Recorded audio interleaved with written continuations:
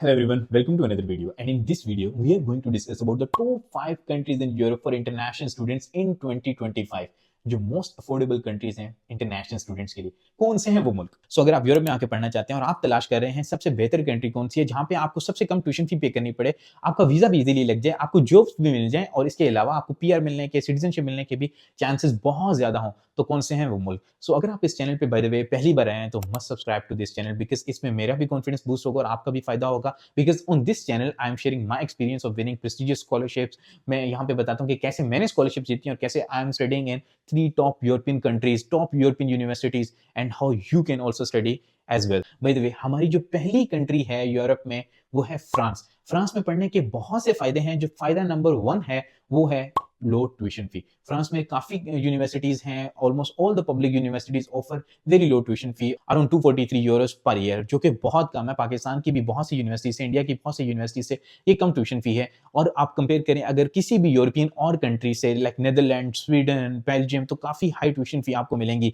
लेकिन फ्रांस में tuition fee बहुत लो है पब्लिक यूनिवर्सिटीज में, ये सबसे बड़ा बेनिफिट है। इसके अलावा इंटरनेशनल स्टूडेंट्स के लिए यहाँ पे और भी बहुत से बेनिफिट्स हैं। जैसे for example I am an international student in France, currently I am in Marseille France, और ये एक साउथ ऑफ फ्रांस में एक सिटी है। यहाँ पे जिस स्टूडियो में मैं रह रहा हूँ ये एक बहुत बड़ा स्टूडियो है और जो मेरा रेंट है यहाँ पे 500 यूरोज है, लेकिन 200 यूरोज फ्रेंच गवर्नमेंट पे फॉर मी। लाइक 200 यूरोज मुझे फ्रेंच गवर्नमेंट की तरफ से मिलते हैं ताकि मैं अपना रेंट पे कर सकूं। They help me to pay my rent. So I think it's a very good idea. ऐसा आइडिया यूरोप में और कहीं पे भी नहीं मिलता और इसलिए लिविंग कॉस्ट जो है यूरोप में एज एन इंटरनेशनल स्टूडेंट बहुत लो हो जाती है as compare to other countries. और तीसरा बेनिफिट ये है कि आपको 1 यूरो पर मील मिलता है। लाइक अगर आप दिन में 3 खाने खाते हैं, लाइक आप ब्रेकफास्ट करते हैं, आप लंच करते हैं या आप डिनर करते हैं, तो आपके जस्ट 3 यूरोज लगेंगे। अगर आप यूनिवर्सिटी के कैंटीन में खाना खाते हैं तो आई think it's a very good opportunity. Like आपको महीने में जस्ट 90 यूरोज लगेंगे, विच इज आई थिंक आप कहीं पे भी और जाएं तो आई एम प्रीटी श्योर कि आपके इससे ज्यादा खाने पे पैसे लगेंगे।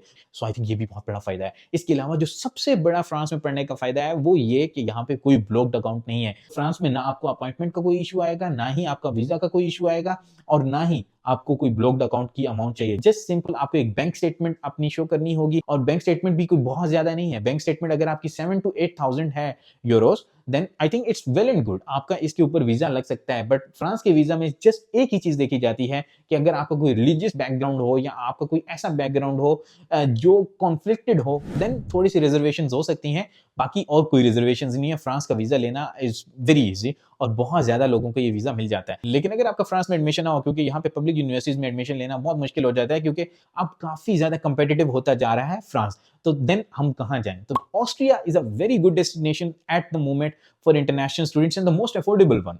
Like we are discussing the most affordable options.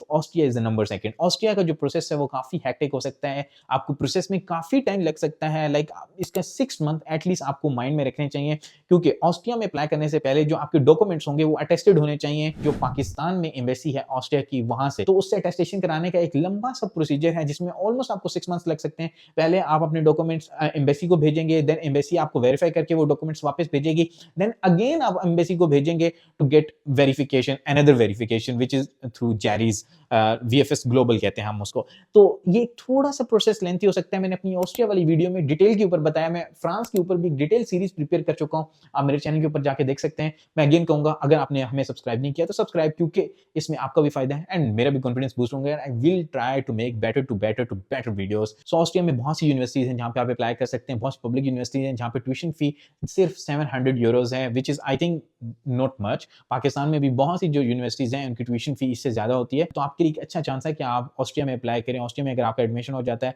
तो वीजा में भी आपको कोई बहुत ज्यादा प्रॉब्लम नजर नहीं आएगी, आपको वीजा भी इजीली मिल सकता है और आप यूरोप मूव हो सकते हैं। इसके अलावा अगर हम थर्ड कंट्री की बात करें जो सबसे अफोर्डेबल ऑप्शन हो सकता है हमारे लिए, तो वो है Germany. Germany is a very affordable option.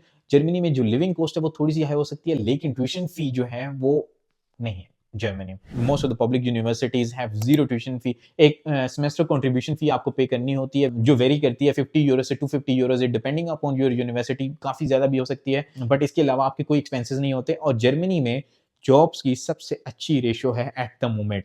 Germany से बेहतर यूरोप में कोई इकोनॉमी नहीं है और सबसे ज्यादा जो जॉब्स हैं किसी भी फील्ड से रिलेटेड जर्मनी में ही आपको मिलेंगी। और जर्मनी में पीआर मिलने के चांसेस, सिटीजनशिप मिलने के चांसेस किसी भी और यूरोपियन कंट्री से ज्यादा हैं।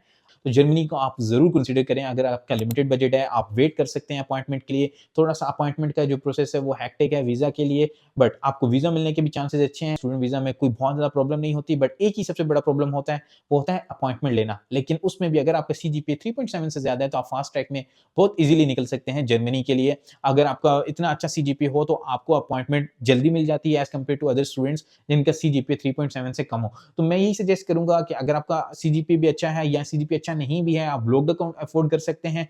यही सबसे बड़ा ड्रॉबैक है जर्मनी का कि वहां पे आपको एक specific amount German bank account में डिपॉजिट करनी होगी और वो आहिस्ता आहिस्ता आपको मिलेंगे। Although it's your money at the end, लेकिन आपने एक बार तो पे करना होगा। So it's sometimes it's challenging to afford this money, but if somehow you can manage this money then आपके लिए बहुत अच्छा ऑप्शन है। जर्मनी से बेहतर यूरोप में और कोई कंट्री नहीं है when it comes to opportunities. अगर अब हम अपनी फोर्थ कंट्री की बात करें तो उसमें आती है हमारे पास बाल्टिक कंट्रीज। लाइक उसमें हमारे पास लिथुआनिया आ जाता है, लैटविया आ जाता है, एस्टोनिया आ जाता है। ये कंट्रीज बहुत छोटी हैं, फिनलैंड के साथ आती हैं, लेकिन यहाँ पे अगर आप पढ़ते हैं तो यहाँ पे tuition fee as compare to other European countries काफी लो है। लेकिन यहाँ पे जाने के लिए आपको एक चीज के लिए तैयार होना पड़ेगा कि वहां पे स्टूडेंट जॉब्स बहुत कम होती है as compare to other European countries. So इस चीज के लिए आपको प्रिपेयर रहना पड़ेगा और थोड़ा सा लैंग्वेज बैरियर हो सकता है क्योंकि वहां पे लोग रशियन लैंग्वेज बोलते हैं, तो आपको थोड़ा सा चैलेंज आ सकता है। बाय द वे, अगर आप यूरोप में मूव होना चाह रहे हैं तो आपको लैंग्वेज बैरियर के लिए रेडी रहना होगा क्योंकि यूरोप की ऑलमोस्ट तमाम कंट्रीज में यहाँ की लोकल लैंग्वेज ज्यादा बोली जाती है एज कम्पेयर टू लाइक अगर आप यूके में जाएंगे तो इंग्लिश बोली जाएगी या आप यूएस में जाएंगे तो इंग्लिश बोली जाएगी। लेकिन अगर आप यूरोप में आते हैं तो आपको ये चीज देखनी होगी कि यहाँ पे लैंग्वेज बैरियर आपको थोड़ा सा फेस करना पड़ सकता है। लेकिन कुछ कंट्रीज हैं जैसे नेदरलैंड्स या बेल्जियम, वहां पे आपको लैंग्वेज बैरियर थोड़ा सा कम मिलेगा। हम बात कर रहे थे बाल्टिक कंट्रीज की। बाल्टिक कंट्रीज में जो आपकी tuition fee around 3000 to 4000 euros होगी मास्टर्स के लिए, और बैचलर्स के लिए भी इतनी ही ट्यूशन फी ऑलमोस्ट आपको मिलेगी। इससे कम भी मिल सकती है, इससे ज्यादा भी मिल सकती है, बट मैं आपको एक एवरेज बता रहा हूं कि इसके अराउंड आपको ट्यूशन फी मिलेगी। बहुत अच्छी कंट्रीज हैं, अगर आप अपने आप को वहां पे बिल्ड कर सकें, अपनी टेक्निकल स्किल्स को बिल्ड कर सकें, लेटर ऑन आप कहीं पे भी मूव कर सकते हैं। लेकिन PR और सिटीजनशिप मिलना वहां पे थोड़ा सा चैलेंजिंग है, वो इतना इजीली किसी को PR या सिटीजनशिप नहीं देते। इसके अलावा अगर हम फिफ्थ कंट्री की बात करें जो one of the best country है यूरोप में और capital of Europe of course, it's Belgium. So Belgium के बहुत से फायदे हैं, लेकिन बेल्जियम का सबसे पहले मैं आपको एक ड्रॉबैक बताऊंगा, वो ये है कि आपको ब्लॉक्ड अकाउंट यहाँ पे डिपॉजिट करना होता है as like in Germany. Germany में भी आपको एक ब्लॉक्ड अकाउंट चाहिए होता है और बेल्जियम में भी आपको ब्लॉक्ड अकाउंट चाहिए होता है, लेकिन यहाँ पे थोड़ा सा डिफरेंस आता है जर्मनी से। जर्मनी में सिर्फ आपने ब्लॉक्ड अकाउंट पहले साल के लिए रखना होता है, लेकिन बेल्जियम में आपको दोनों साल के लिए, फर्स्ट ईयर के लिए भी सेकंड ईयर के लिए भी ब्लॉक्ड अकाउंट चाहिए होता है। सो ये चीज आपने अपने ज़हन में रखनी होगी कि जब भी आप बेल्जियम में आएंगे तो आपको दोनों साल के लिए, लाइक आप पहले साल के लिए ब्लॉक्ड अकाउंट रखेंगे, देन सेकंड ईयर के लिए भी आप ब्लॉक्ड अकाउंट रखेंगे, और ऑलमोस्ट जो अमाउंट है वो सेम होती है एज कम्पेयर टू जर्मनी। लेकिन इसके अलावा आपको बेल्जियन यूनिवर्सिटी में ट्यूशन फी भी पे करनी होगी जो कि अराउंड 3000 टू 4000 यूरोज या इवन इससे ज्यादा भी हो सकती है। बट इससे कम ट्यूशन फी वाली यूनिवर्सिटीज भी बेल्जियम में आपको मिल जाएंगी जिनकी ट्यूशन फी अराउंड 1500 यूरोज या 2000 यूरोज आपको मिल सकती है। सो बेल्जियम एक बहुत अच्छा ऑप्शन है। जो सबसे बड़ा फायदा है बेल्जियम का वो ये कि आपको वीजा मिलने के चांसेस ऑलमोस्ट 100% है। मैंने आज तक ऐसा कोई केस नहीं देखा जिसका बेल्जियन स्टूडेंट वीजा रिजेक्ट हुआ हो पाकिस्तान से। सो अगर आपके सामने कोई केस आया है तो do let me know in the comments, but मेरे सामने ऐसा कोई केस नहीं आया कि जिसका बेल्जियम का स्टडी वीजा रिजेक्ट हुआ। तो मैं यही सजेस्ट करता हूं कि अगर आपका कहीं वीजा रिजेक्ट हो चुका है या आपके लिए कुछ और चैलेंजेस हैं और आपका वीजा नहीं लग रहा, तो ट्राई बेल्जियम। बेल्जियम में वीजा लगने के बहुत अच्छे चांसेस हैं, एंड सबसे इंपॉर्टेंट चीज बेल्जियम में PR सिटीजनशिप मिलने के भी